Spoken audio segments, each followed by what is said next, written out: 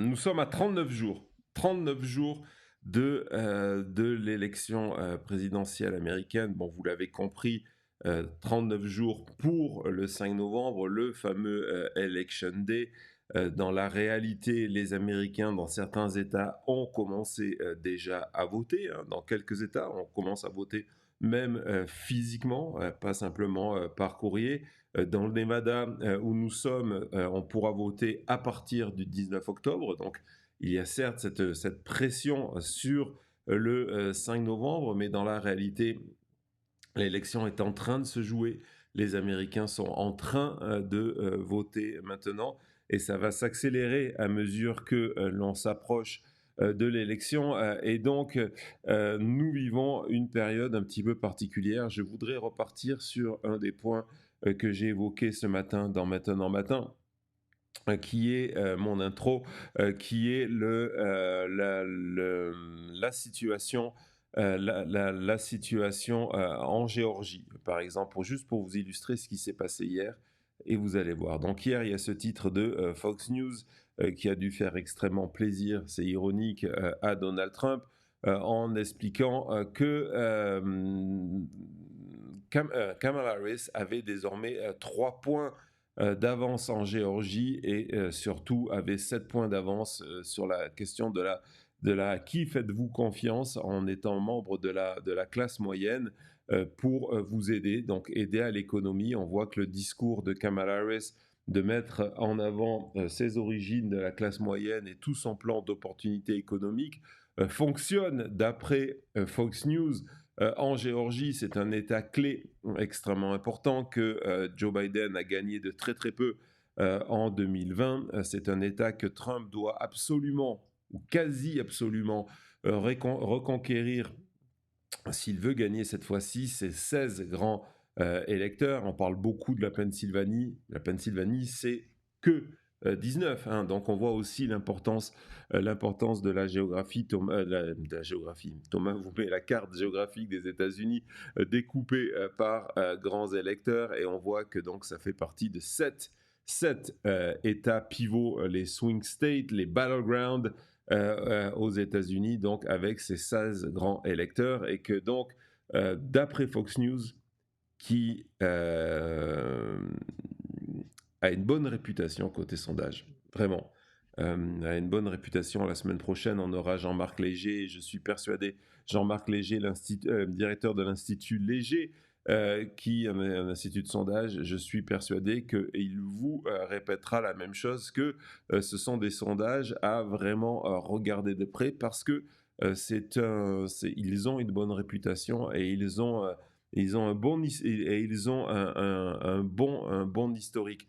Donc ça, c'était hier en fin d'après-midi. Au même moment, Emerson sortait ses sondages sur plusieurs États et ont trouvé d'autres résultats. Donc cette fois-ci, c'était plus Kamala Harris qui avait 3 points d'avance, c'était Donald Trump qui en avait 2. Et puis surtout, on voyait que dans tous les États, les autres États clés, les autres États pivots, on n'avait pas à s'embêter, on est à 50-50 de partout.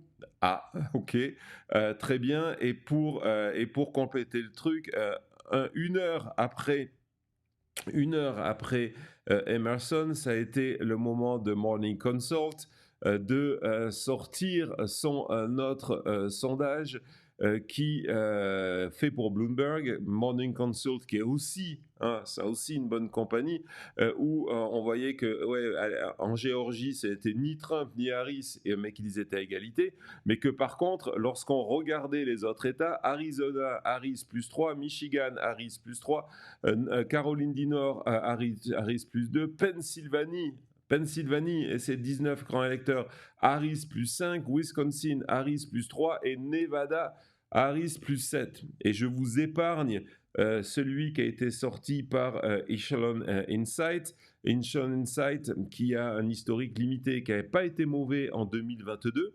Ça avait été une des meilleures campagnes de 2022. C'est très clairement, Echelon, c'est très clairement une compagnie républicaine, donc pro-républicaine, qui travaille pour le Parti républicain. Et donc, ils ont sorti hier des sondages où, selon le cas de figure, il y avait une avance de 7 points et de 5 points avec tous les candidats, 7 points en face à face pour Kamala Harris. Donc c'était, et au même moment, CNN nous expliquait qu'ils étaient à égalité. Donc ça, c'est la situation. En gros, je vais vous montrer à quoi ça ressemble lorsque vous suivez ça sur Twitter. Je vais vous montrer là juste un screenshot de ce moment qui était excellent. 3 tweets qui sortent sur 3 sondages sur la Pennsylvanie. 3 compagnies différentes. Vous avez Kamala Harris plus 4, Trump et Harris à égalité et Kamala Harris plus 3 pour donc une autre compagnie. On voit des échantillons qui varient de 400 électeurs à 783.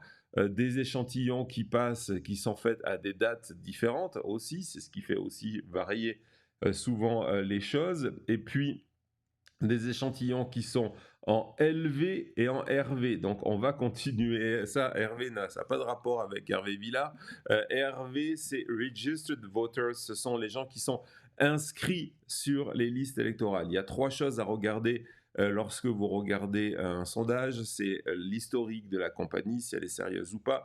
Si elle a historiquement, si on a de la data, de la donnée à aller comparer, la taille des échantillons, plus les échantillons sont importants, mieux c'est. Hein, c'est lorsqu'il y a le Morning Consult, par exemple, était extrêmement intéressant parce que c'est des échantillons parfois qui vont jusqu'à 10 000 personnes. Ce n'était pas le cas du dernier là, mais ils ont des échantillons qui sont jusqu'à 10 000 personnes sondées. Et après, il faut regarder c'est quoi ce qu'on va sonder avant de partir dans les détails, mais ça c'est vraiment pour les fous de données comme moi qui vont aller regarder de comment est constitué leur échantillon. Mais sinon, il faut regarder si ce sont des adultes, des RV ou des LV. Les adultes, c'est les Américains toutes catégories.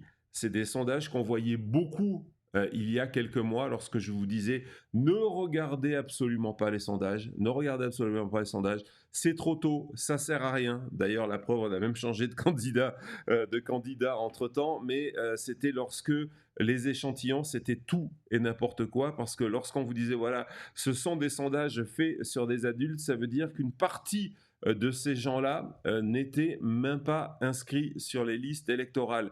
Et d'ailleurs, lorsque les sondages cassaient leur échantillon et les divisaient entre est-ce que, au lieu de faire une moyenne de tout ce qu'il y avait, en mettant d'un côté que les électeurs qui n'étaient pas inscrits, les électeurs qui étaient inscrits, les électeurs qui avaient voté dans le passé et les électeurs qui avaient décidé de voter, on avait des résultats inversés. On se rendait compte que l'avance de Donald Trump sur Joe Biden, elle était principalement chez des électeurs qui n'étaient même pas inscrits pour aller voter et que c'était inversé lorsqu'on rentrait dans les électeurs qui avaient vraiment l'intention de voter. Donc lorsque vous voyez un premier enseignement de la journée, lorsque vous voyez un sondage qui vous propose uniquement un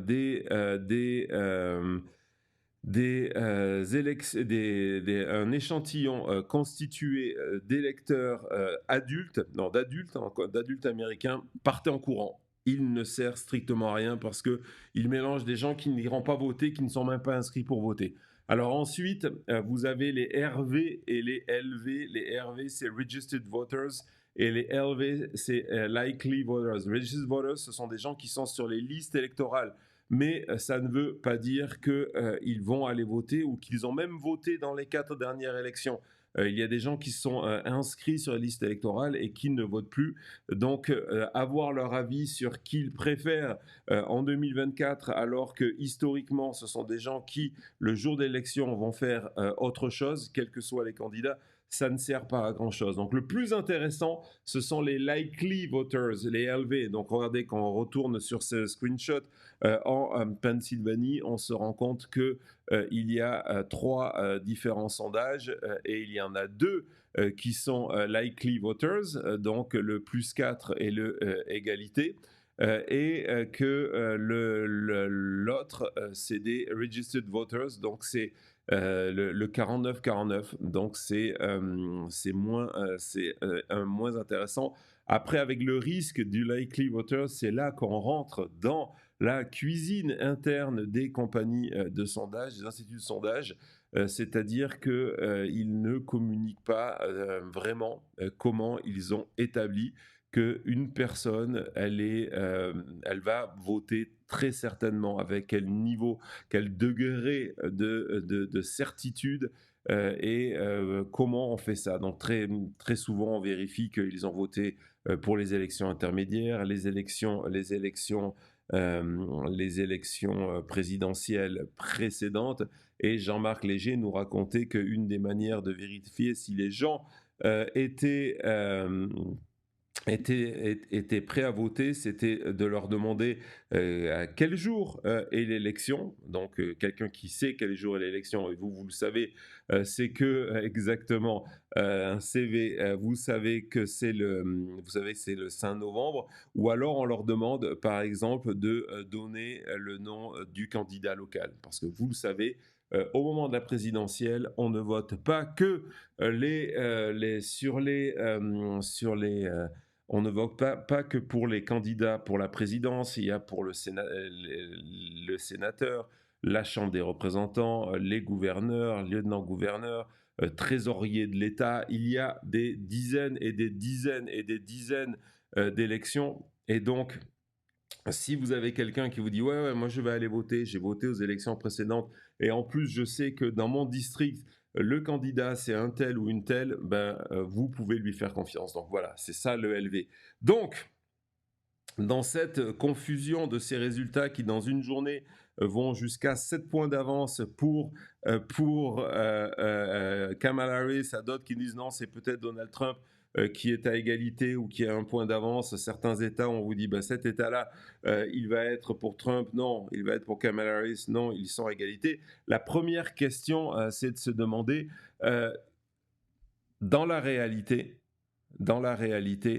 à quoi servent les sondages? Est-ce que on peut utiliser les sondages à 39 jours de l'élection? Et si justement j'ai voulu faire cette émission aujourd'hui, c'est parce que nous sommes à un moment clé de l'élection où les sondages nous donnent des enseignements pour les résultats, même si un sondage, Jean-Marc Léger vous le dit à chaque fois, n'est pas un outil prédictif, mais, un instantané du moment.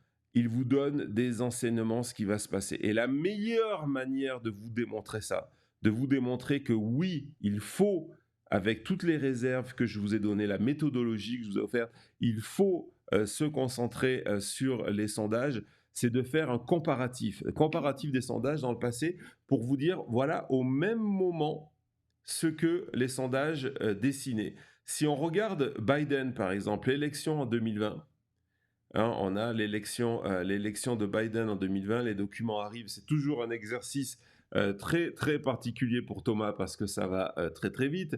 Donc ce ne sont pas les résultats à la fin des sondages, à la fin des élections, mais c'est ce que donnait l'écart au niveau des sondages. Et donc, lorsque on regarde ça, on se rend compte que à la fin, au 5 novembre, hein, les derniers sondages donnaient une avance de Biden de 8 plus 4. En fait, on voit que lorsqu'on regarde les résultats, les sondages en moyenne donnaient du 51,8. Il a terminé à 51,3. Hein, donc, ils sont assez proches. Ce que les sondages avaient sous-estimé, ce qui veut dire aussi qu'aujourd'hui, euh, les, euh, les, euh, les analyses de sondage sont assez prudents à cause de ça.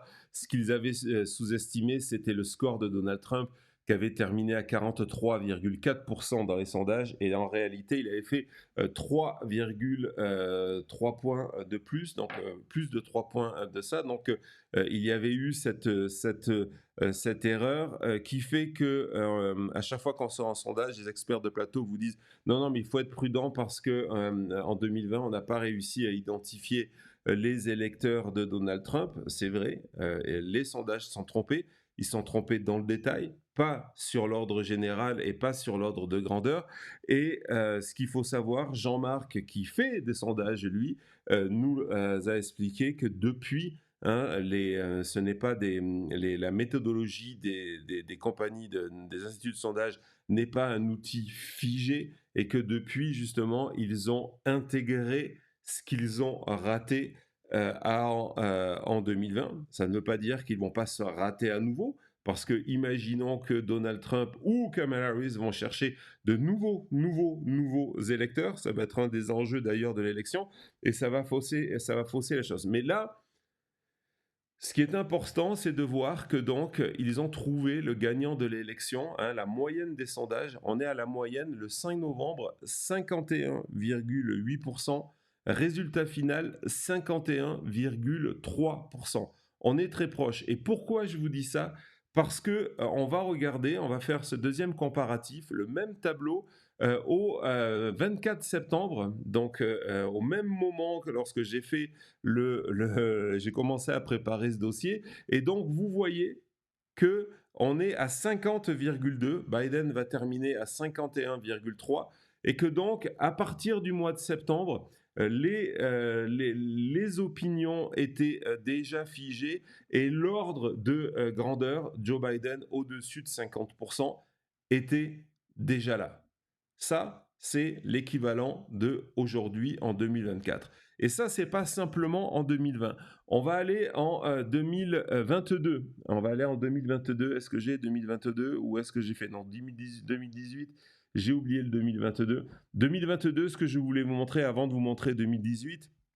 2022, c'était justement pour les élections intermédiaires et alors que sur X et que du côté des Républicains, on parlait d'une vague rouge parce que historiquement, les élections intermédiaires favorisent l'opposition et pas les élus du gouvernement en place. On s'est rendu compte que si on regarde les résultats de novembre 2022 et les résultats des sondages en septembre 2022, donc où nous sommes à la fin du mois de septembre, pas au début, à la fin du mois de septembre, on se rend compte qu'en fait, les sondages démontraient que une fois qu'on éliminait toutes ces compagnies bidons de sondage et qu'on se concentrait uniquement sur les bonnes compagnies, même lorsqu'elles n'étaient pas d'accord dans le détail, elles démontraient qu'il n'y allait pas avoir de vague rouge et que sûrement les démocrates allaient s'en sortir. En 2018, lorsque pour le coup il y a eu une vague bleue, hein, regardez, donc c'est en 2018, où les instituts de sondage trouvent que le vote démocrate va passer en général au-dessus de 50% pour le Congrès, donc il va y avoir une majorité, une grande majorité démocrate avec une avance de 8,6. Si on retourne à la fin du mois de septembre et à la fin du mois d'octobre, boum, exactement le même score. Hein, regardez, on est à la fin du mois de septembre. Donc, les sondages, fin du mois de septembre, ça fonctionne. Et évidemment, on va me dire oui, mais non, 2016. Allez, 2016, Thomas, c'est parti. 2016, Hillary Clinton, Donald Trump avec la surprise. Et donc, on voit que les sondages, à la fin, nous donnaient une victoire de Hillary Clinton. Une victoire qui correspond à peu près à ça en termes de vote populaire, mais pas au niveau des grands électeurs. Mais c'est pas ça ce que je voulais vous montrer. C'est que lorsque on regarde la situation à la fin du mois d'octobre, on se rend compte que, regardez, nous sommes le 26, donc à la fin du mois de septembre, début du mois d'octobre, on se rend compte que l'écart entre Trump et Clinton est beaucoup plus serré que ce qu'est la perception de se dire oui, mais les sondages sont plantés. Non, à la fin du mois de septembre, début du mois d'octobre, ils avaient une idée assez précise que cette élection serait serrée. Et surtout, lorsqu'on retourne dans la globalité, les sondages nous ont démontré que à chaque fois qu'il y avait, donc c'est ce qu'on appelle les tendances, les trends, c'est ce qu'il faut chercher, c'est ce qu'il faut regarder, c'est toujours le plus important. Donc Thomas, si tu veux retourner au document juste avant, on se rend compte qu'à chaque fois qu'il y a eu un scandale, un problème avec Donald Trump dans cette campagne 2016, lorsque, par exemple, on a révélé à la fin du mois septembre, début du mois d'octobre, ce fameux enregistrement où il annonçait que, en étant une star, il pouvait attraper les femmes par leur intimité et toutes sortes de problèmes. À chaque fois que l'écart se creusait en faveur d'Hillary Clinton, Donald Trump remontait, ce qui signifiait quoi?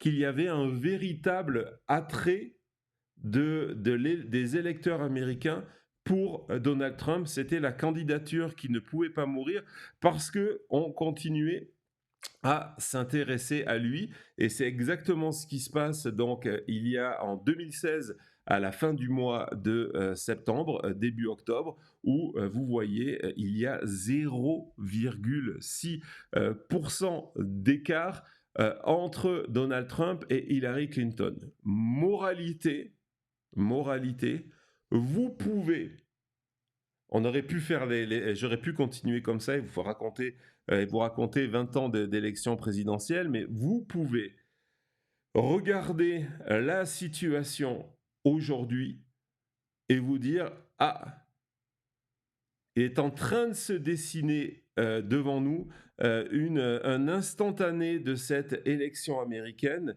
qui ressemble de plus en plus à ce que seront les résultats. Alors, c'est quoi cet instantané aujourd'hui? Et là, la meilleure manière de le faire, ce n'est pas de prendre tous ces sondages qui participent au bruit, mais c'est de chaque fois, quels que soient leurs chiffres, quelle que soit la constitution de leur échantillon. Hein, tout à l'heure, on va parler justement des appareils de probabilité, mais là, on va aller sur la moyenne et je vais vous expliquer comment ces systèmes de probabilité, celui de Nate Silver, celui de 538, tout ça sont dépendants aussi du scénario mis en place par le programmateur de ces outils prédictifs de probabilité, la manière dont il voit les scrutins, c'est pareil pour le sondage. Lorsque, par exemple, la semaine dernière, le New York Times, Siena, publie un sondage qui est assez serré et à l'avantage de Donald Trump dans plusieurs États clés du Sun Belt, la réalité, malheureusement, ce n'est pas mis en avant dans les titres, ce n'est pas mis en avant dans le titre, c'est écrit dans l'analyse et c'est surtout expliqué sur Twitter. C'est pas la première fois qu'il nous fait ça, Nate Cohen, où il y a des grandes lignes, des conclusions par moments simplistes et après il vient dans le détail sur Twitter nous expliquer, dit oui mais c'est peut-être parce que, et là il a expliqué qu'en fait c'est parce que leur échantillon, hein, lorsqu'on revient à ce fameux panel, donc le nombre de personnes, imaginons ils ont 1000 électeurs, la manière dont ils distribuent cet échantillon, il y a des données démographiques, mais surtout on se dit, bah tiens, si on regarde la carte électorale, si on regarde la carte électorale, on se dit, bah tiens, il y a à peu près 32% de républicains, 35% de 35% de démocrates et le reste ce sont des indépendants. Le choix qui est fait, et c'est pour ça qu'il faut faire attention dans les sondages en général, et c'est pour ça que pour gommer ça, il faut le mettre dans la moyenne.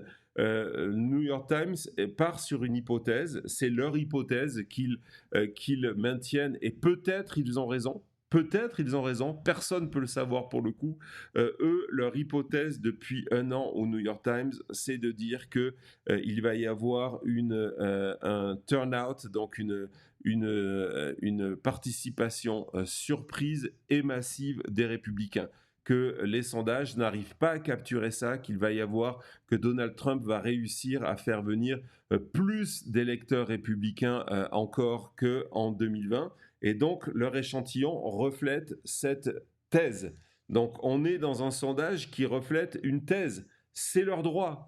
Oui, j'ai aucun problème avec ça. Ça devrait être mis juste plus en avant. Et donc, lorsqu'on regarde là dans leur dernier échantillon, lorsque on se dit qu'en général, un échantillon devrait avoir un républicain plus 2, c'est-à-dire un avantage sur un État, un avantage qui est un peu plus de républicains que de démocrates dans leur échantillon, ils ont un plus 8 parce qu'ils estiment, avec des tas de raisons sérieuses derrière, ils estiment qu'il y aura plus de républicains qui vont voter cette fois-ci que de démocrates, et donc ils intègrent ça dans leurs calculs. Donc vous voyez, lorsque on vous fait des émissions spéciales sur les médias francophones pour vous expliquer que tel ou tel sondage est en faveur de Donald Trump ou pas, n'oubliez pas qu'il y a tout ça derrière. Et c'est pour ça que la seule manière d'agir, lorsque vous voulez avoir, je vous ai montré, entre ces sondages qui, dans une même journée, vont vous dire du plus 7 à moins 5, de moins 1 à égalité, etc.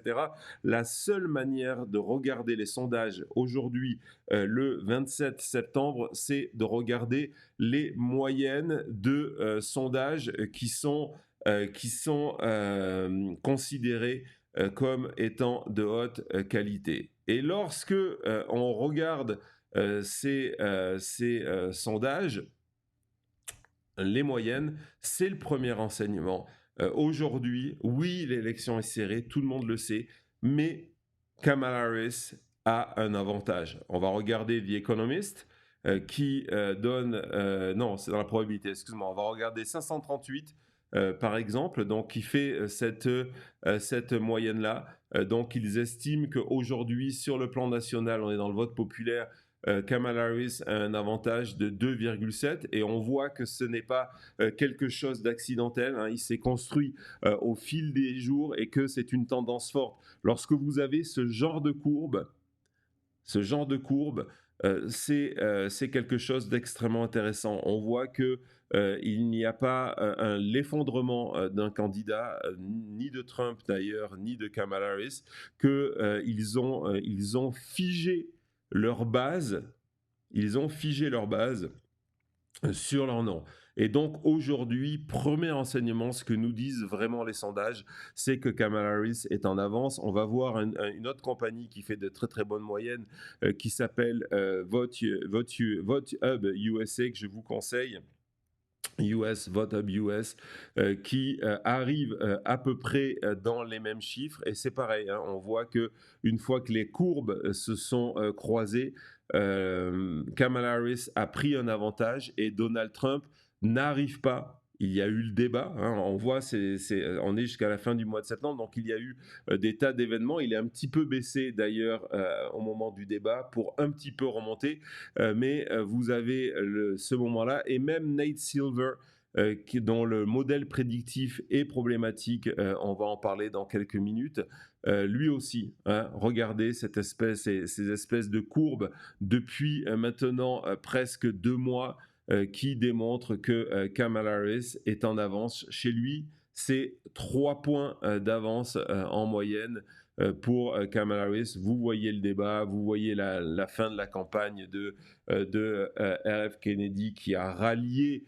Donald Trump. Donc voilà, le premier enseignement, ce que nous disent vraiment à 29 jours, à 39 jours de l'élection, c'est que Kamala Harris est en avance et que cette avance devrait permettre de gagner l'élection. On parle ici du vote populaire, on va y revenir dans quelques secondes.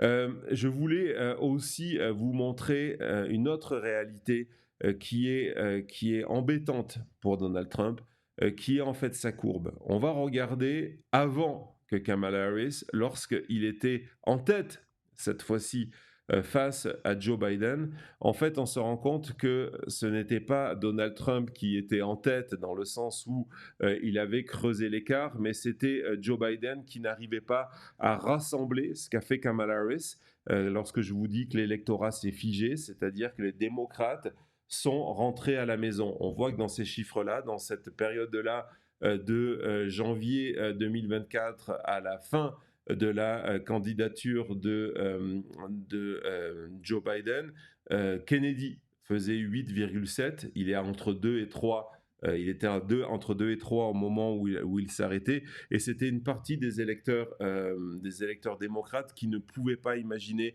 voter pour Biden parce que soit il était trop âgé, soit il y avait ce qui se passait à Gaza, ce qui se passe à Gaza. Et donc, pour ces raisons, ils ne voulaient pas. Et donc, ce qui s'est passé avec l'entrée en campagne de Kamala Harris, c'est d'un coup une partie la quasi-totalité de tous ces démocrates qui étaient ailleurs et pensaient ne pas voter, ils sont revenus à la maison, ce qui a permis à Kamala Harris de prendre la tête pour Donald Trump, parce que la réalité de la courbe de Donald Trump, on voit que il est toujours à peu près dans le même plafond. Il avait une moyenne de 43,5. Aujourd'hui, il a une moyenne entre 45 et 46 parce que justement Kennedy a retiré sa candidature, donc il a récupéré lui aussi une partie des électeurs de Kennedy, mais on voit que Donald Trump est constant. Et cette constance-là, c'est son plus grand problème. Et donc, c'est pour ça que ces stratégies électorales, il sait qu'il ne pourra pas passer, sauf un événement majeur, je ne sais même pas quoi d'ailleurs, il ne pourra pas passer dans cette courbe devant Kamala Harris. Et donc, la stratégie, c'est de se dire, OK, il faut espérer que moins de monde aille voter pour Kamala Harris parce que je n'arriverai pas à la dépasser. Donc, on va regarder cette courbe, donc cette moyenne, ce premier enseignement. Ce que nous disent vraiment à 39 jours de l'élection les chiffres, avant de regarder celui-là, on va retourner sur 538 ou celui-là. Mais par exemple, non, c'est très bien, vas-y Thomas. Donc voilà, on revoit 538 qui est plus long. Celui-là commence que à la fin du mois de juillet. Donc là, vous avez une avance constante de Kamala Harris. C'est pas nouveau, c'est pas un nouveau sondage.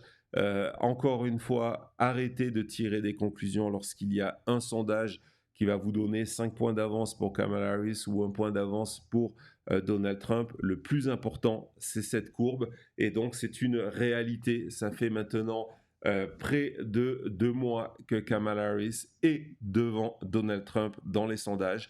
Je vous ai montré l'importance de ces chiffres en 2016, en 2018, en 2020 et en 2022. On peut tirer le même enseignement aujourd'hui et avoir cette certitude. Kamala Harris est devant Donald Trump. Allez, on fait une petite pause et on continue tout de suite après.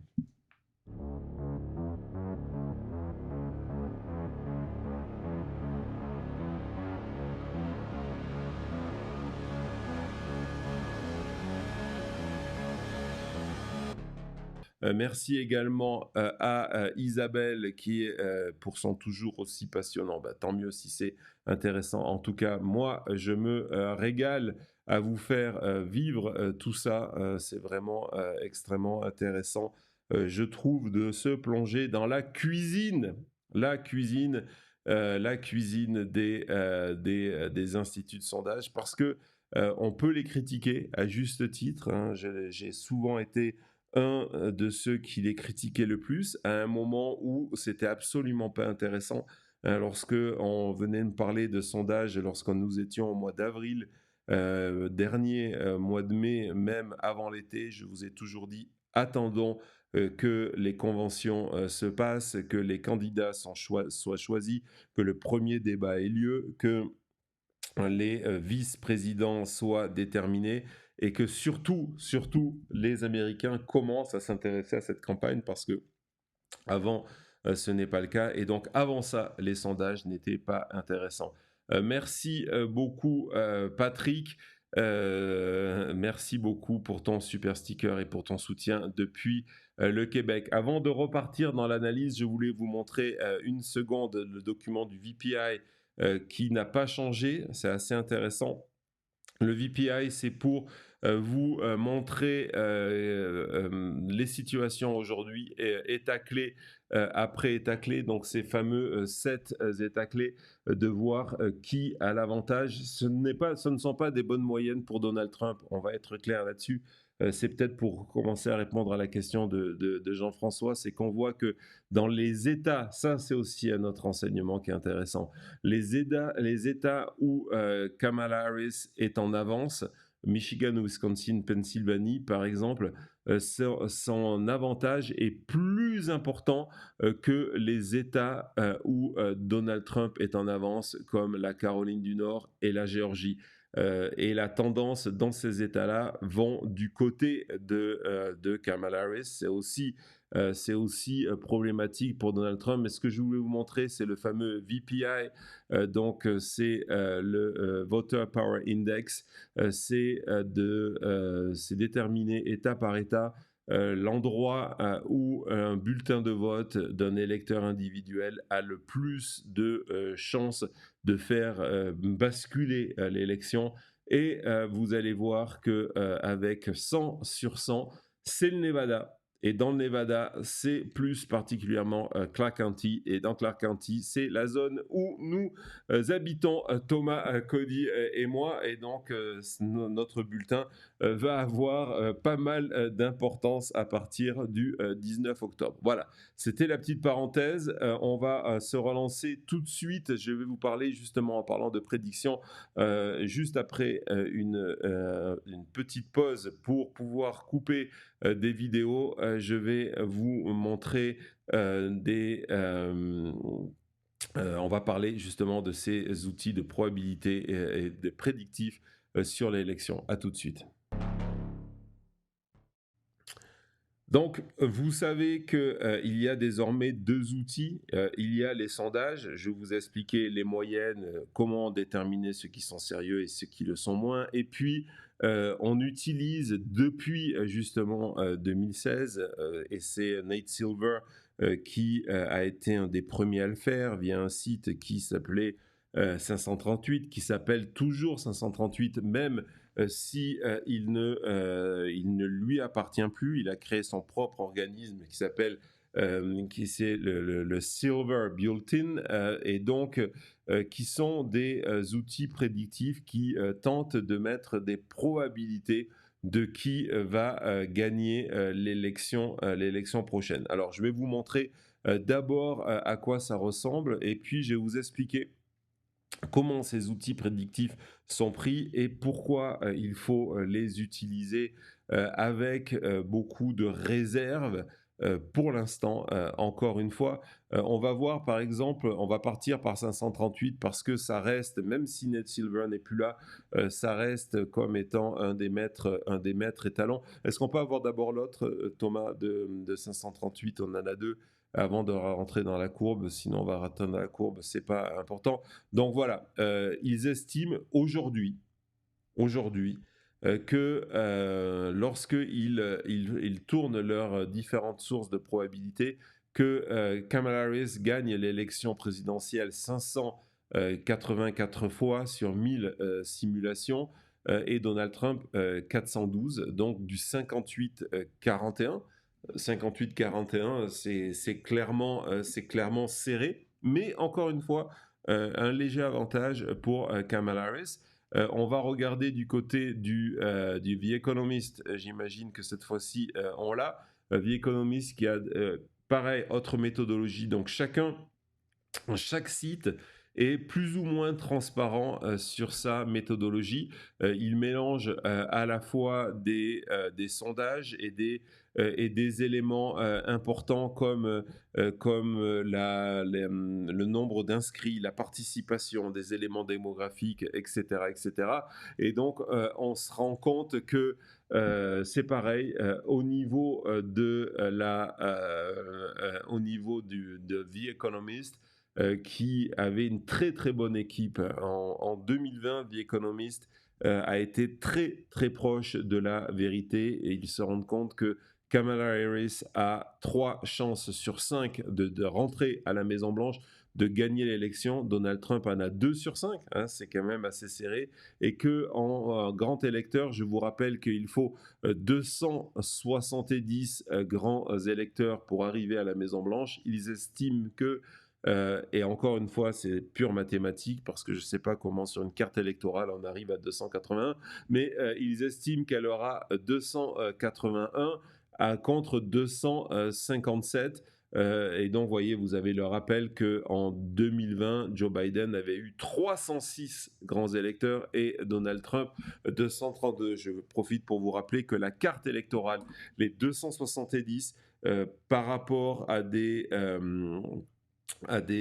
mouvements démographiques. Le nombre de grands électeurs change par rapport à ces mouvements démographiques. Elle était déjà favorable par rapport au nombre d'États où l'élection est figée. Elle était favorable aux républicains. Elle est encore plus favorable cette année que ce qu'elle était il y a 4 ans. Donc Kamala Harris démarre avec un inconvénient. Et donc, on va retourner sur 538 sur l'autre. On va regarder en termes de courbe, ce que cela donne. On voit, c'est pareil, ils ont une certitude depuis l'arrivée de Kamala Harris qu'elle est favorite pour gagner cette élection.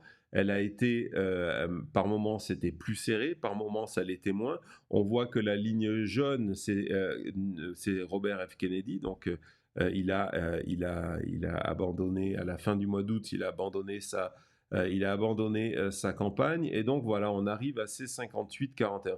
Pourquoi je vous montre cette courbe? Parce qu'on va aller voir du côté de Nate Silver, parce que là, on rentre dans un autre environnement. Aujourd'hui, le 27 septembre, Nate Silver est persuadé, du moins son modèle mathématique donne plus de chances à Kamala Harris de gagner l'élection. On va voir la courbe, Thomas, s'il te plaît. Merci, la voilà. Donc, on voit la courbe où il estime, on est à peu près dans les mêmes chiffres, on arrive à du 60-40 ou pas loin, mais lorsqu'on compare la courbe de Nate Silver et la courbe de 538, par exemple, on voit une différence majeure. C'est que Nate Silver a montré que ces courbes se sont croisées déjà à 3 reprises, que Donald Trump avait repris un avantage et que même il lui donnait un avantage très important, plus de 65% de chances d'être élu, ce qui a fait que, du côté de Donald Trump et des pro-MAGA, on a mis en avant Silver en disant, regardez, il nous explique qu'on va gagner l'élection, et que beaucoup de médias américains un peu, mais énormément de médias francophones se sont emparés de ces chiffres-là pour vous dire, il y a environ 10-15 jours, si vous vous en souvenez, que Donald Trump allait gagner l'élection. Comment on explique cette courbe-là, Thomas, si tu peux nous remontrer la 538, s'il te plaît. Comment on explique cette courbe-là et cette courbe-là, alors qu'ils utilisent, hein, c'est pour ça que je veux vous montrer ça, ils utilisent au départ, si on peut essayer d'avoir les deux sur la même page, ça serait sympa. Tu peux même m'enlever de l'image, c'est pas très grave. Ouais, essaye de m'enlever, moi, ce sera peut-être plus simple. Voilà, on va y arriver. On va y arriver. Merci beaucoup, Thomas. Voilà. Parfait. Magnifique. Magnifique. Merci beaucoup, Thomas. Si vous êtes team membre les chutistes, c'est le moment là. Utilisez l'emoji pour Thomas, parce que je lui fais faire de drôles de choses comme ça, hein, en direct. C'est le moment de le féliciter de son travail. Allez-y, s'il vous plaît. Donc, comment on peut expliquer que 2 outils utilisant les mêmes données publiques, à peu près les mêmes sondages, avec quelques exceptions du fait que Nate Silver utilise certains sondages que toutes les autres compagnies considèrent qu'ils ne sont pas sérieux, que ce sont des compagnies qui sont trop marquées politiquement, principalement des compagnies pro-républicaines. Comment on peut expliquer cette courbe-là? Et là, on en vient sur l'intention le scénario que le programmateur à l'origine de la courbe a en tête. Je vous ai expliqué par exemple que le New York Times, dans son modèle, dans la taille de ses échantillons, est persuadé, et peut-être ils ont raison, peut-être ça ne sera pas le cas, on le saura dans maintenant 29 jours et un peu plus. Ils sont persuadés qu'il y aura une participation plus importante des républicains.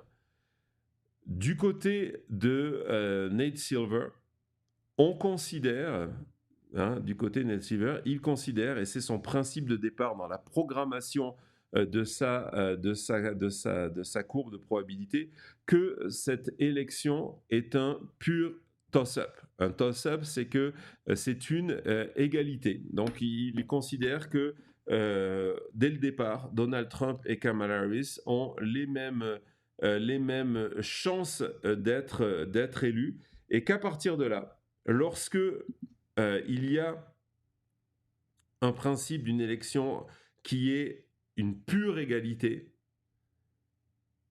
les fluctuations sont importantes. C'est-à-dire que lorsque le modèle, c'est de se dire ils sont au même niveau, dès qu'un candidat a un avantage de quelques points dans les sondages, vous avez une courbe qui monte, ou alors lorsqu'un candidat est en retard dans quelques sondages, la courbe s'effondre. Parce que cette nécessité de dire tout le monde est au même niveau, il n'y a pas d'avantage, par exemple, à Kamala Harris, qui est l'avantage d'un sortant, ou il n'y a pas d'avantage pour Donald Trump parce que la carte électorale lui est favorable, c'est que du coup, les courbes sont beaucoup plus sensibles à la volatilité des sondages. Et plus on part en arrière, moins les sondages sont précis parce que les grands événements ne sont pas encore passés. Il y a cette volatilité-là. Et donc, en plus, dans ce cas-là, dans son modèle, Silver avait prévu qu'il y ait un bounce important, un saut important, une progression importante de Kamala Harris après la convention. Dans la réalité, ce saut, il a eu lieu avant. Son modèle n'intégrait pas ça. Et donc, c'est pour ça que vous avez ces courbes qui se croisent, parce que il est dans ce modèle extrêmement serré, extrêmement volatile. Encore une fois, peut-être c'est lui qui a raison, et c'est 538 qui a tort, mais la réalité, elle est là. Donc d'un côté, vous avez une courbe de probabilité qui vous rappelle quoi? Cette courbe de probabilité, si vous l'avez en tête, elle vous rappelle les courbes de la moyenne des sondages, où finalement, vous avez une élection, regardez, qui est assez figée. On essaye de vous vendre, et le terme vendre, d'ailleurs, je l'utilise sans exagération, parce que c'est ça, cette espèce d'élection complètement incertaine où les choses changent en permanence. Et dans la réalité, lorsqu'on va voir les moyennes de sondage et lorsqu'on va voir la courbe de probabilité de 538, on se rend compte que, ben non, finalement, c'est assez stable, et pour l'instant, Kamala Harris a un avantage au niveau des sondages et au niveau des probabilités, des chances à gagner. Pour vous démontrer qu'il faut être extrêmement prudent avec ces courbes de chances de gagner, de probabilité, je vais vous inviter à regarder 2016. 2016, 538. À l'époque, c'est Nate Silver. Pourquoi je vous mets ça en avant? Parce que Nate Silver, il explique que son modèle pour aujourd'hui, ce modèle qui se croise assez rapidement, qui est assez volatile, il est basé sur le modèle qu'il a créé en 2016 en termes de probabilité, qui était exactement la même chose, où il est parti avec deux candidats à égalité et où les sondages faisaient de grands écarts. Et résultat, on va regarder en Floride, par exemple. En Floride, le jour de l'élection, le modèle de Nate Silver donnait à Hillary Clinton 55% de chances de gagner. Ça voulait dire qu'il estimait que l'élection allait être serrée, mais que Hillary Clinton avait des meilleures chances de gagner en Floride. C'est Donald Trump qui a gagné en Floride. on va regarder ce que prévoyait son modèle en Pennsylvanie. Pennsylvanie.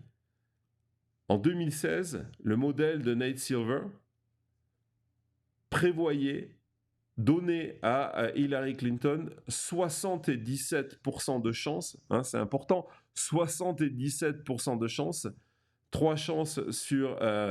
non, 77, donc 77% de chances de 3 quarts de chance de gagner, excusez-moi, en Pennsylvanie, c'est Donald Trump qui a gagné. On va regarder au Michigan, le modèle de Nate Silver, qui était basé justement sur le même modèle qui aujourd'hui est utilisé pour son bulletin, quasiment 80% de chances à Hillary Clinton de gagner dans le Michigan, et c'est Donald Trump qui a gagné. Ça ne veut pas dire que Nate Silver est un idiot.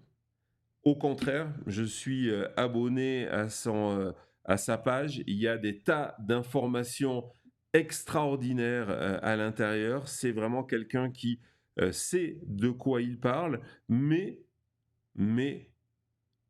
son modèle est tributaire de son scénario, de son point de départ. En 2016, son scénario, c'était que Hillary Clinton avait un avantage et qui après est parti sur on met en avant la volatilité et on donne beaucoup trop de poids vers les sondages. Résultat, il s'est planté en termes de probabilité. Pas forcément en termes de sondage, mais en termes de probabilité. En 2024, son modèle est de dire c'est une égalité quasiment parfaite et donc un changement d'un point d'un côté comme un point de l'autre peut faire basculer l'élection et boum, on le voit dans sa courbe. Dès qu'un candidat a un point de plus ou un point de moins, les courbes se croisent. Face à ça, on a la stabilité de 538. Il y a un autre modèle, je voulais le montrer parce que ce sont des images qu'on ne voit pas souvent et que j'apprécie pour vous dire vraiment, hein, ce n'est pas une critique contre Nate Silver parce qu'il fait vraiment un super boulot. Il est le seul, et j'adore ça, à proposer des X-Maps. Les X-Maps, ce sont des cartes, voilà, vous reconnaissez les États-Unis, mais justement, la carte qui est la plus populaire, celle que nous utilisons comme tout le monde le plus, donne un poids démesuré. On a l'impression que État par État, c'est aussi important parce que ça n'intègre pas la population des États-Unis, et donc vous avez des États entre tout le Midwest, là, tous ces États rouges où il n'y a quasiment pas d'Américains qui habitent, et qui vous donnent le sentiment que il y a des républicains de partout. Vous voyez cette courbe-là. Dans la réalité, ce sont des États très peu peuplés, et donc il y a un tout petit poids à la Californie. Donc les X-Maps corrigent par rapport à la démographie ces cartes-là. Vous voyez l'importance du coup de la Californie, par exemple, ou et c'est plus important pour Kamala Harris, de la côte Est. Dans cet état d'esprit, donc c'est une carte aujourd'hui par rapport à cette moyenne de sondage. Et donc ça vous démontre que, parce que souvent on va vous dire après l'élection, ouais bon, Joe Biden a gagné, mais les États-Unis sont républicains, regardez tout le rouge sur cette carte. Bah, dans la réalité, vous voyez que c'est pas mal distribué, et on se rend compte que dans ce principe là, on voit que on va y revenir parce que ça va être un des points les plus importants, des enseignements les plus importants, que le Rust Belt, donc la ceinture de la rouille, les États industriels sont aujourd'hui sont donnés à Kamala Harris. Je vous rappelle que si elle gagne simplement ces États du haut, le Wisconsin, du nord, Wisconsin, Michigan et Pennsylvanie, elle a gagné l'élection présidentielle. Elle n'a pas besoin de faire une meilleure performance ailleurs. Et dans la X-Card, où là d'ailleurs on le voit très bien, elle est... non, on va retourner sur la carte précédente. Excuse-moi Thomas, merci beaucoup. On voit donc que la Géorgie, la Caroline du Nord et l'Arizona sont plutôt du côté Trump, mais on n'y est pas encore. Et le Nevada est en bleu clair, donc démocrate. Ce qui donne une carte où Kamala Harris aurait environ 276 grands électeurs. C'est la carte de Nate Silver. Je voulais vous montrer cette carte-là. Donc, on a fait le tour des outils prédictifs pour les prendre avec prudence, mais on arrive donc à avoir déjà, à 39 jours de l'élection, de véritables enseignements. Kamala Harris est en tête et Kamala Harris est favorite pour gagner cette élection américaine. Ça ne veut pas dire que Kamala Harris va gagner, on n'est pas dans un baromètre où je vous donne mon avis sur ce qui va se passer. Je veux vraiment vous donner un instantané où nous sommes aujourd'hui, à un moment où, comme je vous l'ai démontré, les sondages, historiquement, vous donnent un aperçu assez juste de ce qui va arriver en novembre prochain. Donc, on va maintenant ouvrir un autre dossier qui est de se dire, ben voilà, on a vu que en termes de sondage, Kamala Harris est en avance. Ça veut dire quoi? Ça veut dire quoi au niveau national, au niveau du vote populaire, et surtout, qu'est-ce que ça veut dire au niveau des grands électeurs? C'est tout de suite. Alors, on va partir sur le premier enseignement. La première quasi-certitude, on en a eu plein déjà des enseignements, mais la première quasi-certitude, c'est que le 5 novembre prochain, Kamala Harris va gagner le vote populaire. C'est quasiment une certitude, je vais vous expliquer pourquoi. Ça sera un événement majeur, hein. Ça voudra dire que depuis Truman en 1948, ça sera la première fois qu'un parti a 5 victoires consécutives au vote populaire. N'oubliez pas, en 2016, c'est Hillary Clinton qui a gagné le vote populaire. Évidemment, cela ne suffit pas, mais ce sont des événements importants. Ça sera la première fois qu'un parti remporte le vote populaire sur les 8 fois sur les 9 derniers scrutins. Et surtout, ça sera la première fois depuis William Bryan, juste avant la guerre de sécession, qu'un candidat perd 3 fois au vote populaire. Je vous rappelle que Donald Trump a perdu au vote populaire en 2016, il a perdu le vote populaire en 2020 et il va très vraisemblablement reperdre le vote populaire dans 39 jours. Pourquoi cette certitude? C'est parce que, bon, certes, il y a les sondages, on a vu la moyenne, mais dans la réalité, depuis 2016, les Américains votent pour la même élection, encore et encore. 2016, 2020, 2024, et ça, c'est complètement nouveau. C'est le même bulletin, c'est que d'un côté, et pareil lorsque vous regardez les élections intermédiaires 2018-2022, donc ça vous fait déjà 5 scrutins où les Américains ont le même choix.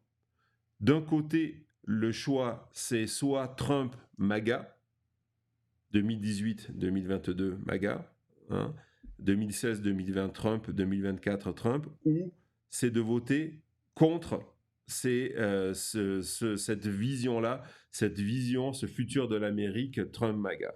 Et depuis 2016, au niveau du vote populaire, la constante 2016, 2018, 2020, 2022, c'est que l'Amérique vote contre cette vision-là. C'est une réalité, c'est un mouvement de fond. Les Américains votent contre Donald Trump et MAGA au niveau du vote populaire. On estime que depuis 2016, il y a 90 millions d'électeurs différents, donc 90 millions d'électeurs qui ont voté contre Donald Trump et MAGA, qui ont voté soit pour Biden, soit pour des démocrates au moment de l'élection au moment des élections intermédiaires, et que dans le même moment, 82 millions d'Américains ont voté pour cette vision. Donc c'est des gros chiffres, mais ça veut dire qu'il y a un véritable fossé. Et ce fossé est d'autant plus important que lorsqu'on va regarder à quoi ressemble le pool électoral aujourd'hui. Thomas, si tu peux nous mettre aujourd'hui le pool électoral, vous allez voir comment finalement tout ça est assez figé. D'ailleurs, avant, excuse-moi Thomas, avant, vous voyez, quand je vous dis que je lui rends pas la vie facile, c'est que un des enseignements des élections ces dernières années, c'est le fait que lorsqu'on parle de division de l'Amérique, ce côté division de l'Amérique fait que finalement, les électeurs sont relativement figés. On va regarder cette courbe parce qu'elle est extrêmement intéressante. On se rend compte que, par exemple, en 1980, lorsque Ronald Reagan a réussi à emporter l'élection américaine dans tous les États sauf un, il a réussi à convaincre ce qu'on a appelé les Reagan Democrats, donc énormément de démocrates, de passer du Parti démocrate au Parti républicain. Et en fait, ça a été la constante toutes ces années, depuis 1972, où pas mal de personnes changeaient de parti politique au moment de voter pour la présidentielle. Et on se rend compte que c'était encore un petit peu le cas en 2016, mais en 2020 et lorsque on part sur 2024, il y a de moins en moins d'électeurs qui changent de parti du moment d'une élection. Et encore moins avec ce principe que nous avons aux États-Unis 2016, 2018, 2020, 2022, la même élection encore et encore. Donc ça, c'est un véritable enseignement. Parce que ça veut dire quoi en termes de chiffres? Ça veut dire, par exemple, lorsque on prend ce chiffre, cette base de départ, 90 millions pour Biden, donc 90 millions anti-Trump et 82 pro-Trump, on se dit, OK, en gros, dans l'hypothèse la plus conservatrice, 80% des électeurs de 2024 seront dans ce schéma-là. Ça veut dire que pour Trump de faire son retard, il faut se dire qu'il faut qu'il espère qu'il y ait 20% de nouveaux électeurs qui soient là, 20% de nouveaux électeurs qui ne votent pas, qui n'ont pas voté en 2016, en 2018, en 2020, en 2022, et que dans ces 20%, une très grande majorité, qu'en gros, il est 70% de ces nouveaux électeurs pour espérer rattraper son retard au niveau populaire. Et donc, mathématiquement, évidemment, c'est une possibilité, mais par rapport aux cartes électorales, par rapport aux évolutions démographiques, par rapport au changement des partis, c'est une improbabilité. On va regarder justement ce qui est extrêmement intéressant. On va regarder à quoi ressemble ce pool d'électeurs aujourd'hui. Je vous ai dit qu'il y aura de la donnée, il n'y a pas que des sondages, on a de la donnée. Donc, on estime que pour cette élection 2024, il va y avoir 174 millions d'électeurs en position de voter, ce qu'on appelle des électeurs actifs.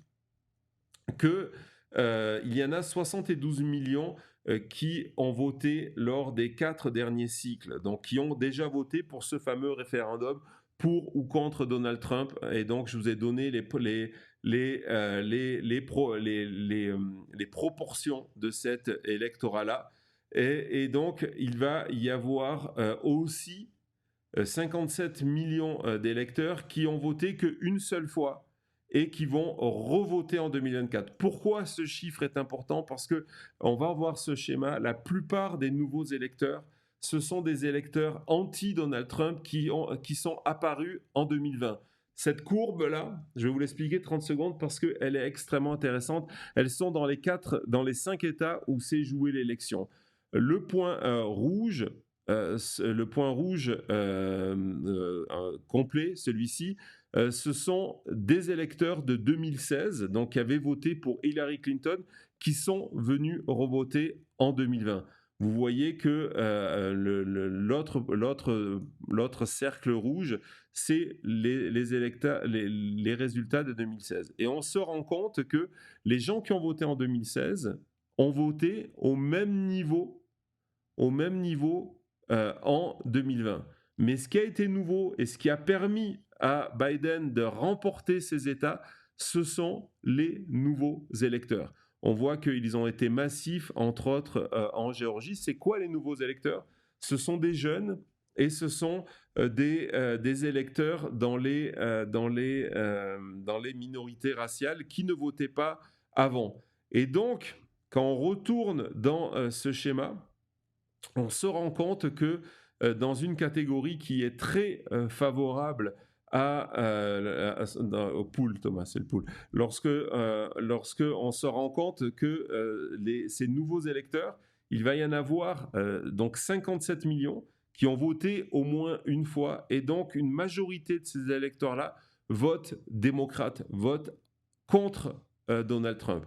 Donc, quand on additionne ça, le vote populaire est acquis, d'autant plus qu'on estime que cette année, il va y avoir 73 millions d'électeurs qui sont éligibles pour aller voter et qui n'avaient pas voté. Et ça n'inclut pas les jeunes qui avaient été massifs en 2020, et on estime qu'il y aura au moins 9 millions de nouveaux électeurs qui n'avaient pas 18 ans en 2020 et qui vont voter cette fois-ci. Et dans ces 9 millions d'électeurs, la majorité de ces électeurs sont démocrates.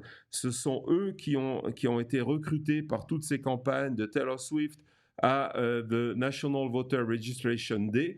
Dans toutes ces campagnes qui se jouent en ce moment dans les campus, on voit des images, y compris dans des États qui sont républicains, comme par exemple le Texas. Ce sont ces électeurs jeunes. Et lorsqu'on voit, on a un autre, Thomas, le troisième, dans le pool de voteurs, on va regarder au niveau des voteurs qui peuvent aller voter. On voit que dans les États clés, c'est la couleur orange. Ce sont des électeurs qui ont une présence. L'autre, s'il te plaît. Merci, formidable. L'autre, donc c'est exactement ça. On voit que l'importance dans ces États clés de ces nouveaux électeurs. Hein, en vert, ce sont les électeurs qui votent élection après élection. En mauve, ce sont les électeurs qui ont voté simplement en 2016. Et on voit comment la campagne de Biden a réussi à aller chercher ces nouveaux électeurs.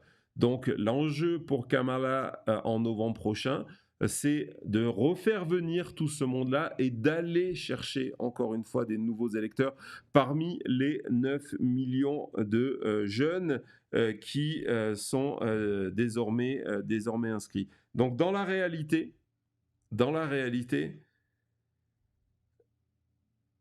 le vote populaire est acquis à Kamala Harris. C'est mathématiquement un avantage qui est trop important pour que Donald Trump puisse le surmonter. Ou alors, il faut qu'il aille trouver des électeurs, 50 millions d'électeurs qui n'ont pas voté depuis 2016. Dans ce référendum qu'on leur propose en permanence, n'oubliez pas ça, c'est toujours une notion importante, c'est que 2016, 2018, 2020, 2022 et 2024, c'est la même élection aux États-Unis. Donc vous pouvez regarder ce qui s'est passé en 2016, 2018, 2020, 2022 pour vous dire, OK, c'est la même élection, les Américains ont toujours voté de la même manière dans ce genre d'élection, ils voteront encore de la même manière, et donc c'est dans les franges dans les bords que l'élection va se jouer. D'autant plus que aujourd'hui, il y a deux scénarios possibles. Il y a un scénario où il y a une forte participation et un scénario où il y a une faible participation. La campagne de Trump, la stratégie de Trump repose sur une faible participation, dans le sens, ou alors une forte participation si c'est des nouveaux électeurs Trump, mais dans le sens qu'une faible participation viendrait handicaper, au niveau de la carte générale, viendrait handicaper Kamala Harris en se disant, ben voilà, s'il y a peu de monde, même si on perd le vote populaire, mais il y a moins de monde qui vient voter, on gagnera au niveau de la carte. C'est le scénario de 2016. Et justement, dans ce référendum, on va regarder justement les stratégies du turnout. On se rend compte que alors que pendant donc en mauve, c'est les élections présidentielles et en jaune, ce sont les élections de midterm. On se rend compte que depuis qu'on propose ce référendum aux Américains, nous sommes dans des participations hautes. Voilà, là, le point que vous montre Thomas, c'est l'élection de Joe Biden, qui est une élection particulière, où justement la participation a battu des records. Hein. Vous voyez, on est vraiment dans la partie la plus haute. On voit que les élections midterm, regardez la différence donc en 2018 et en 2022. On est dans des participations importantes qui avantagent les démocrates. C'est pour ça que en 2018, il y a eu une vague bleue démocrate. C'est pour ça qu'en 2022, les républicains n'ont pas réussi à reprendre le Sénat et ont gagné de peu la Chambre des représentants, alors que structurellement, ils avaient tous les avantages. Il y avait une crise économique majeure, l'inflation était au plus haut et c'était des midterms. Les démocrates ont limité énormément les dégâts parce que cette participation. Et donc ça aussi, c'est la réalité de cette élection et de cette élection qu'on nous propose aux États-Unis depuis 2016, 2018, je me répète, 2020, 2022, 2024, c'est le même scrutin et à chaque fois, les Américains répondent de la même manière, c'est-à-dire qu'ils vont voter en masse. Et plus on va s'approcher des dates, plus Kamala Harris va mettre l'accent, et elle le fera, et elle va le faire, et elle a commencé sur ce référendum en expliquant aux électeurs, pas que démocrates, que si Donald Trump est élu via le Project 2025 et d'autres points, c'est une Amérique terrible qui va être mise en place, plus ça va lui donner cet avantage. Donc voilà. On ferme ce dossier complet sur le vote populaire et c'est la première certitude. On avait des enseignements, là on est quasiment dans des certitudes. Encore une fois, il peut toujours avoir une surprise et Donald Trump allait récupérer des électeurs. Il avait réussi en partie, rappelez-vous quand je vous ai montré la courbe, pourquoi il avait 3 points, 3 points de plus que ce que lui donnaient les sondages. Parce que, entre autres, en milieu rural, il est allé chercher des nouveaux électeurs. C'est son pari encore cette fois-ci. Il a différentes stratégies, on y reviendra dessus. C'est pas forcément la même carte électorale. Le désavantage entre l'Amérique des villes et l'Amérique des campagnes s'est encore plus creusé. Et surtout, cet électorat-là a été touché de manière importante par Covid en refusant les vaccins, en refusant les masques. C'est dans cette catégorie géographique qu'il y a eu le plus de décès Par exemple, allez, on fait une pause et on regarde ce que ça donne en termes d'enseignement au niveau du collège électoral. À tout de suite. Merci d'être aussi nombreux au rendez-vous. N'oubliez pas de vous abonner, de cliquer sur la chaîne de notification. Donc voilà, tout ça c'est bien beau. Kamala Harris qui a quasiment la certitude de gagner le vote populaire, c'est formidable. Mais oui, c'est ce qui est arrivé à Hillary Clinton. Elle a gagné le vote populaire, mais elle a perdu au niveau des États. Donc oui, si les États-Unis étaient une démocratie à la française, l'émission s'arrêterait là et on conclurait, hein, Jean-François, que Kamala Harris allait remporter l'élection. Mais non, nous sommes dans ce système de grands électeurs et donc à partir de là, ça rend les choses un petit peu plus compliquées et nous sommes donc tributaires de la carte électorale et donc de cette course aux 270 grands électeurs. Mais je vous ai montré en première partie de cette émission comment les sondages étaient clés à 39 jours de l'élection américaine. Comment on pouvait les regarder et se dire, ils sont en train de nous donner des tendances. Toujours regarder les moyennes et les tendances, pas les chiffres, les moyennes et les tendances, des tendances qui seront là le 5 novembre prochain. Et lorsqu'on regarde aujourd'hui les tendances État par État, on vous l'a montré tout à l'heure dans la carte du VPI, on voit que il y a une tendance qui est en train de se dessiner qui est extrêmement importante. Quel que soit l'écart, on va partir sur des moyennes, les voilà, on voit, je vous en ai parlé tout à l'heure, qu'en Pennsylvanie, en Wisconsin et dans le Michigan, la tendance est favorable à Kamala Harris et elle est en train de creuser l'écart. On va vous montrer sur notre carte interactive, celle que vous aimez beaucoup, ce que ça veut dire. Ça veut dire qu'aujourd'hui, à 39 jours de l'élection américaine, à un moment où les sondages commencent à compter, Kamala Harris a l'avantage dans le Wisconsin, voilà, le Michigan et la Pennsylvanie. Et que lorsqu'on regarde le total, cet avantage-là permet, le Rust Belt permet à lui tout seul, à Kamala Harris, d'arriver à la Maison-Blanche. Donc ça, c'est ce que nous donne l'enseignement des sondages aujourd'hui. C'est pas de la projection, c'est pas de la probabilité, c'est la réalité des chiffres. Dans cette confusion, dans ce bombardement de chiffres, lorsqu'on s'intéresse aux moyennes et aux moyennes et aux tendances, la tendance, c'est que Kamala Harris a un avantage de plus en plus confortable dans ces États-là. Et Donald Trump, s'il veut gagner, il est obligé d'aller en gagner au moins un. Il est obligé d'aller en gagner au moins un d'une taille relativement importante. On va lui donner par exemple tout le Sun Belt, le Nevada, vous allez voir, le Nevada, l'Arizona, la Géorgie et la Caroline du Nord. On va voir qu'il y a eu beaucoup d'efforts, beaucoup de publicité, beaucoup d'investissements publicitaires, de meetings, il va y être encore la semaine prochaine, de Donald Trump dans le Wisconsin. Donc, on va lui donner le Wisconsin. Il est obligé d'aller gagner un de ces États-là pour, vous voyez, arriver à 278. C'est la carte où il peut gagner sans gagner la Pennsylvanie. Hein, c'est exactement celle-là. Et il y a énormément d'efforts du côté de Donald Trump pour aller là.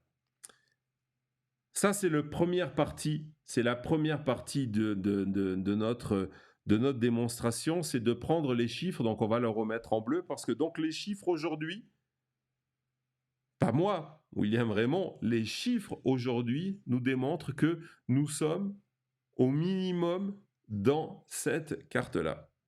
Et en fait, cette carte-là, pour différentes raisons, a énormément de sens. Je ne vous dis pas que ça va être la carte finale, hein, on n'est pas dans le baromètre, que ça va être la carte finale le 5 novembre, mais elle a énormément de sens pour au moins deux éléments. D'abord, la stratégie de la campagne de Kamala Harris. Ça fait 2 mois que l'essentiel des meetings, hein, environ 40 pour Tim Walz et 35, je crois, pour Kamala Harris, et l'investissement de campagne a été fait dans ces États-là. La stratégie de Kamala Harris est la suivante. S'assurer ce matelas qui permet d'arriver à 270 et partir à l'offensive ensuite dans les autres États. Donc la réalité, c'est que pour l'instant, oui, Kamala Harris a du retard dans les États du Sun Belt, mais un retard relativement étroit. On a vu que Donald Trump est en avance en Caroline du Nord, en Géorgie, en Arizona. Je mets à part le Nevada parce que vous allez voir pourquoi le Nevada, une raison supplémentaire pourquoi le Nevada est un État particulier. On voit que l'avance de Kamala Harris dans les États bleus est plus important que l'avance de Donald Trump dans les États du Sun Belt où il est en tête. Et ces écarts souvent de 0,5 en moyenne, je vous parle ici en moyenne, lorsqu'il a 0,5, la réalité, c'est parce que la campagne de Kamala Harris dans ces États-là va débuter cette semaine. Elle est en Arizona aujourd'hui, elle sera à Las Vegas dimanche. Il y a déjà un deuxième voyage de prévu à Las Vegas dans les prochaines semaines. Énormément de meetings en Géorgie. Nouvelle campagne sur le terrain hein, qui n'est pas comptabilisée dans les sondages, mais ces 3 dernières semaines, en Géorgie, les démocrates ont réussi à inscrire sur Atlanta et Fulton County 150 000 nouveaux électeurs. 150 000 nouveaux électeurs. Je vous rappelle que en 2020, l'élection s'est jouée à 11 000 voix. 150 000 nouveaux électeurs. Donc, premier élément de ces États-Unis coupés en deux avec une ligne horizontale, c'est que les efforts de campagne de Kamala Harris se sont essentiellement concentrés sur ces États-là et ça a fonctionné parce que aujourd'hui elle est quasiment en moyenne avec plus de 2 points d'avance dans l'ensemble de ces États du Rust Belt. Il y a une autre raison de cet avantage et où il est logique, c'est que ces États-là sont, depuis 2020, les États où le Parti démocrate en général performe le mieux. Et encore plus depuis la décision de la Cour suprême de supprimer Roe v. Wade. Ce sont des États où, par exemple, lorsqu'on regarde la carte électorale de 2022, donc les élections intermédiaires et les cartes électorales de 2023, lorsqu'il y a eu toutes ces élections spéciales, les démocrates performent mieux que les sondages. Il y a une véritable présence sur le terrain et on va ouvrir une autre carte qui pour le coup n'est pas électorale mais qui va vraiment vous intéresser, qui va nous permettre de parler du Nevada, mais aussi de confirmer ce que je viens de vous raconter. C'est la carte justement des États américains et de leur vision sur l'avortement. Hein, on n'est plus dans les sondages, on est dans cette carte des États-Unis où plus la carte est bleue, plus l'État est pro-choice, donc liberté de choix. Vous allez voir que par exemple le Nevada, et c'est pour ça qu'aujourd'hui on considère que Kamala Harris a une avance de 2 à 5 points en Nevada, c'est un des États des États-Unis où il y a le plus de personnes qui sont pour la liberté de choix, pour le droit à l'avortement. Et ça sera d'autant plus fort qu'il y a un référendum en novembre prochain pour protéger une fois pour toutes le droit à l'avortement au Nevada. Et c'est pour ça qu'il y a un avantage. Et lorsque vous regardez, c'est pareil, ces fameux États du Rust Belt, donc la Pennsylvanie, le Michigan et le Wisconsin, ben vous vous rendez compte que c'est exactement la même chose. Ce sont des États bleus aussi dans cette mentalité. Et donc, comment cette vision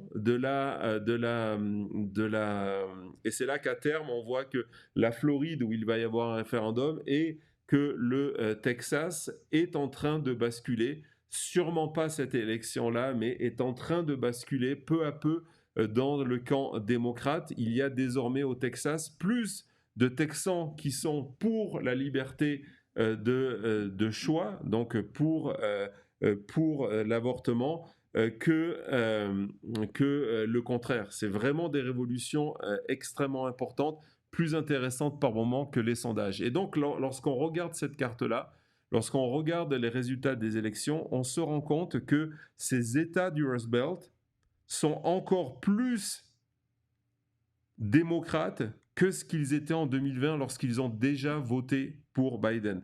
Que c'est les enseignements de 2022, c'est les enseignements de 2023, la disparition du droit à l'avortement a motivé encore plus les électeurs. C'est aussi parce que ces États ont eu des mouvements démographiques importants. Mouvement démographique important, ça veut dire quoi? C'est-à-dire que dans ces États, il y a de plus en plus d'électeurs blancs diplômés. Et ça, c'est une nouveauté qu'on a vu arriver à partir de 2020, confirmée en 2022 et qui va être confirmée en 2024. Pendant très longtemps, les électeurs blancs diplômés se séparaient à peu près au même niveau entre le Parti républicain et le Parti démocrate.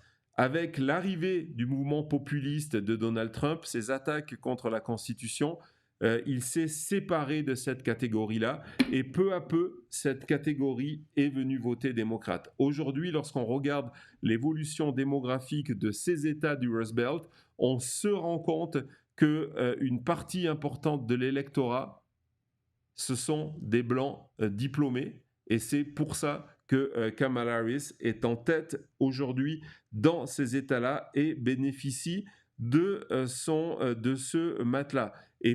Et justement, lorsqu'on inverse, lorsqu'on retourne sur la carte électorale, on se rend compte que justement, dans l'Arizona, dans la Géorgie, dans le Nevada, mais le Nevada est en particulier par rapport à ce que je vous ai dit, il y a une déperdition de ces électeurs blancs diplômés qui partent vers d'autres États où il y a des boulots mieux payés, des meilleures écoles. Le Nevada, par exemple, a fait partie des 10 derniers États en termes d'éducation. Il y a quelques très bonnes écoles, mais il n'y en a pas suffisamment. Et donc, si Donald Trump est en tête aujourd'hui en sondage dans ces États-là, c'est parce que il y a moins d'électeurs blancs diplômés. Mais ça veut dire quoi?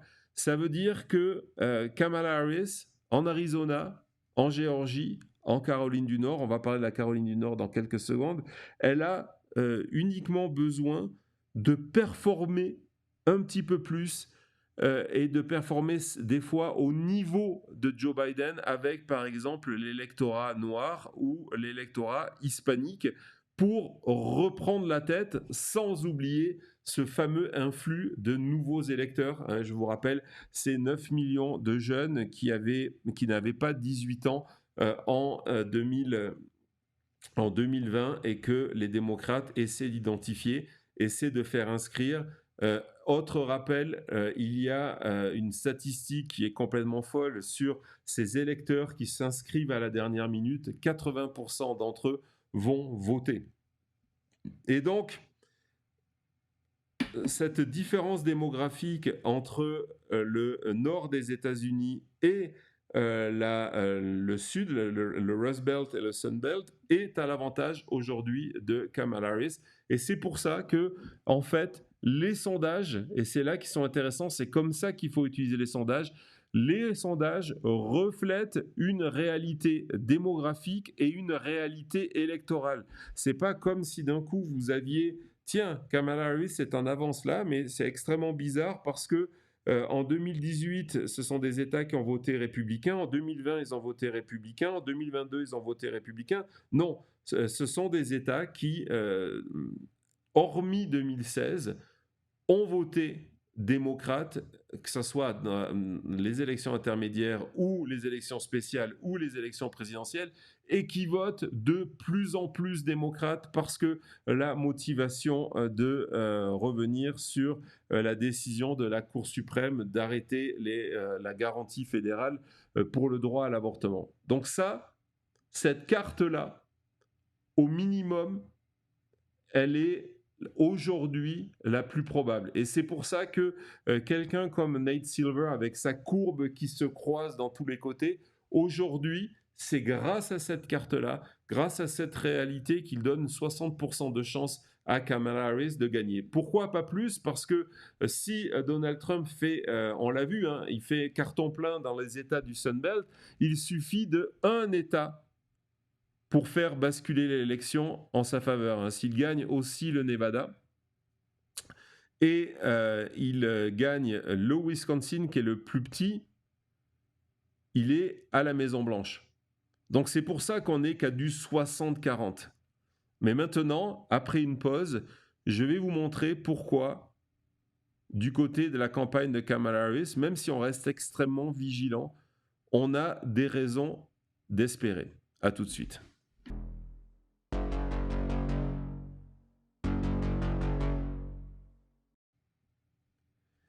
Voilà, nous revoilà. Donc, si on regarde la carte électorale aujourd'hui, Thomas, tu peux remettre le Wisconsin en bleu.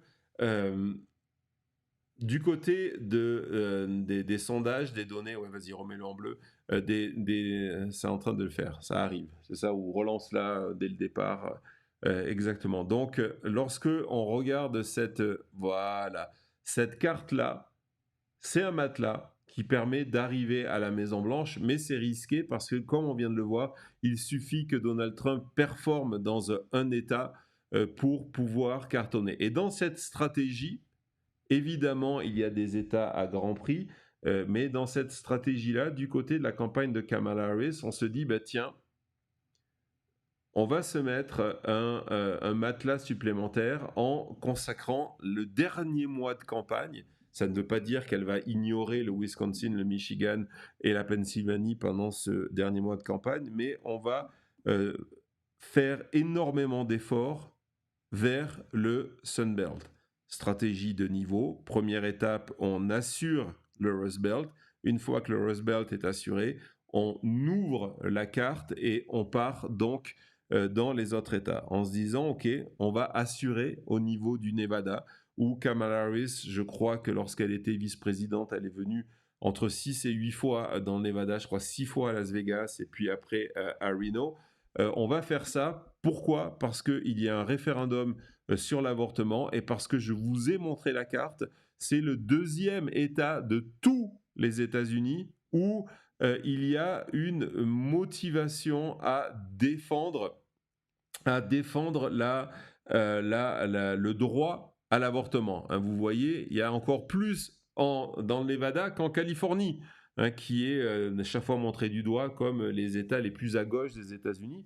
Bah, dans la réalité, encore plus au Nevada. Et cette réalité-là, on la retrouve ces dernières semaines au Nevada avec une campagne d'inscription, Cody vous en a parlé à UNLV, mais pas que, majeure, vers des nouveaux électeurs. Et la campagne a réussi ce dernier mois d'août, depuis l'entrée en campagne de Kamala Harris, à inscrire près de 30 000 nouveaux électeurs et qui sont principalement des femmes, des électrices d'origine hispanique qui vont voter. Je vous rappelle qu'en 2020, Joe Biden avait gagné de 33 000 voix le Nevada, ce qui était peu, bien sûr, qui était plus important en pourcentage, c'est du 50% contre du 47,67. Et donc, on se dit, avec ces nouveaux électeurs-là, et avec le fait qu'on est attaché à la liberté de choix et que donc les électeurs et les électrices sont extrêmement motivés pour aller voter contre Donald Trump et contre les candidats loi anti-avortement. Dans la stratégie, le Nevada est placé en bleu. Et là, on se rend compte qu'en plaçant le Nevada en bleu, on arrive 267, 262. C'est pas mal, mais ça change rien à l'équation parce que si Donald Trump remporte le Wisconsin, par exemple,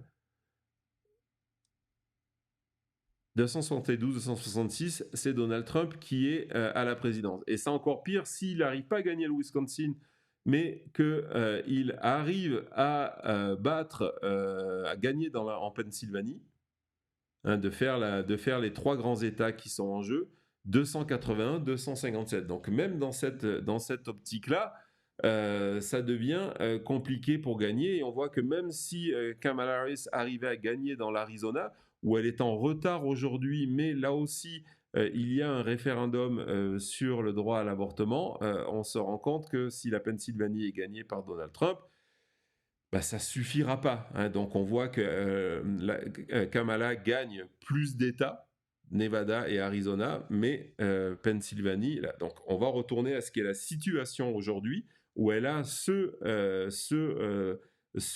matelas de 270 grands électeurs là, plus le Nevada, on va lui laisser, donc 276, mais c'est une stratégie à risque. Et c'est là que les espoirs de Kamala Harris reposent sur l'État où elle a lancé sa campagne, l'État, pas où elle a lancé sa campagne, où elle a présenté ses résultats économiques, c'est la Caroline du Nord.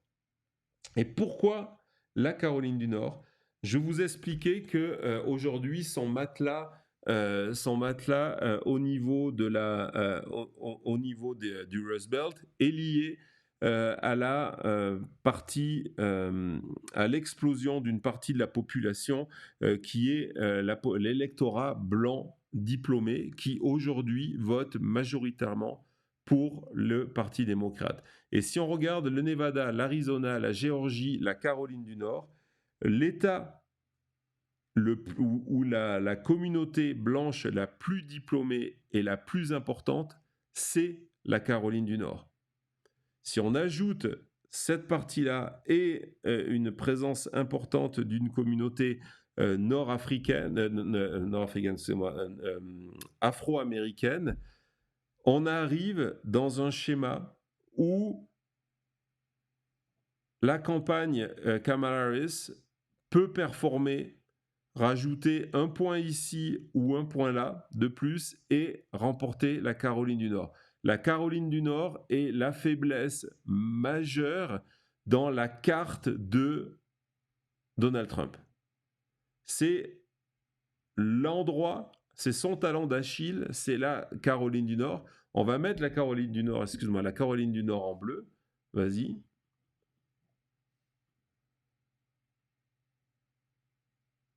C'est en train de se recharger. On met la Caroline du Nord en bleu. Voilà, on l'a. On est à 292 et 246. Même si le Nevada, on se dit, bah tiens, on laisse tomber le Nevada et le Nevada va là parce qu'il va suivre l'Arizona. Vous voyez, on est en 286. Il n'y a pas de scénario possible pour Donald Trump, hein, même s'il gagne au Wisconsin. On va rajouter le Wisconsin à Donald Trump. Il n'y a pas de scénario possible pour Donald Trump d'arriver à la Maison-Blanche s'il perd la Pennsylvanie et la Caroline du Nord. Et en Caroline du Nord, ce qui est extrêmement intéressant et qui est une raison supplémentaire pour la campagne de Kamala Harris d'espérer s'imposer, c'est que le candidat républicain pour le poste de gouverneur, c'est Mark Robinson. Mark Robinson, c'est un pro-Trump qui est impliqué dans de multiples scandales, qui est qui s'est défini lui-même comme étant un nazi noir, pro-esclavagiste, avec des activités sexuelles dans le passé qui sont en désaccord avec les valeurs religieuses qu'il est soi-disant prêt à en mettre en avant. Et aujourd'hui, lorsqu'on regarde la totalité des sondages faits sur la Caroline du Nord, on se rend compte que l'avantage de Donald Trump est en moyenne, on ne va pas regarder les derniers sondages qui donnent la plupart du temps une victoire à Kamala Harris, mais en moyenne, on est dans un avantage de entre 0,2 et 0,5. 0,2, 0,5. Si on est dans ce genre de statistiques, l'élection va se jouer à quelques milliers de voix qui peuvent se basculer dans un sens ou dans un autre. Ce qui est extrêmement intéressant, c'est là aussi, lorsqu'on regarde les moyennes de l'élection, pour le coup, où Mark Robinson est opposé à Josh Stein, il y a une moyenne entre plus 11 et plus 13 pour Josh Stein. Et on sait que cet effet-là, à terme, va se traduire par un avantage démocrate sur l'ensemble du ticket, et que le pari, c'est de se dire, voilà, on est très proche à l'heure actuelle de Donald Trump en Caroline du Nord. La chute de Mark Robinson, toutes les publicités lancées depuis l'affaire Robinson au niveau de la Caroline du Nord sont pour associer Donald Trump avec Robinson, et il en existe vraiment beaucoup. On a vu comment Trump est handicapé par ce dossier. Hier, un journaliste lui a posé la question de savoir s'il allait retirer son soutien à Donald Trump, et sa réponse c'était s'il allait enlever son soutien à Mark Robinson, et sa réponse c'était de dire qu'il n'était pas au courant, qu'est-ce qui se passe. Donc c'est vraiment problématique. Je crois qu'on a la vidéo. Bah tiens, on regarde la vidéo. Are you going to pull your endorsement of Mark Robinson? I don't know the situation. Are you going to pull your endorsement of Mark Robinson? I don't know the situation. Donc voilà, quand au milieu d'un scandale majeur dans un État clé, un candidat commence à dire « Ah ben je ne suis pas au courant, c'est quoi cette histoire? Qu'est-ce qui se passe ?» C'est que ça va mal. Et donc, dans les prochaines semaines, les prochains jours, les prochaines semaines, l'accent de la campagne de Kamala Harris va se jouer sur la Caroline du Nord pour espérer cette carte-là. Si la Caroline du Nord bascule pour Kamala Harris, la possibilité de voir Donald Trump à la présidence, ça serait extrêmement difficile. On voit que par exemple, si Kamala Harris gagne la Caroline du Nord et que Trump gagne la Pennsylvanie, hop, on passe la Pennsylvanie en rouge. Tu peux aller en dessous, tu as la possibilité de la relancer. Je sais que c'est un site qui est problématique, tu as Reset Map, c'est peut-être ça. Désolé, c'est un site qui prend beaucoup de ressources et qui n'est pas forcément... Donc voilà, la Caroline en bleu. Et donc si tu fais la Pennsylvanie gagnée par Donald Trump, ça ne suffit pas. Ça ne suffit pas. Il lui faudra aussi gagner le Nevada pour pouvoir arriver. Donc on comprend pourquoi dans ce scénario-là, le vote au Nevada, le bulletin de vote à 100% en termes d'index de pouvoir, comme pouvoir déterminer la campagne électorale. Et donc aujourd'hui, ce mélange de données et de data nous permet de déterminer que ces 4 enseignements, en moyenne, Kamala Harris sur le vote populaire est devant Donald Trump d'environ 3 points. C'est une certitude à un moment où les sondages commencent à être importants. Tu peux arrêter la carte de 170, elle a un avantage de 3 points. Aujourd'hui, Kamala Harris a 60% de chances de gagner. Et selon comment tourne la Caroline du Nord dans les prochaines semaines, elle va arriver à 80% de chances de gagner.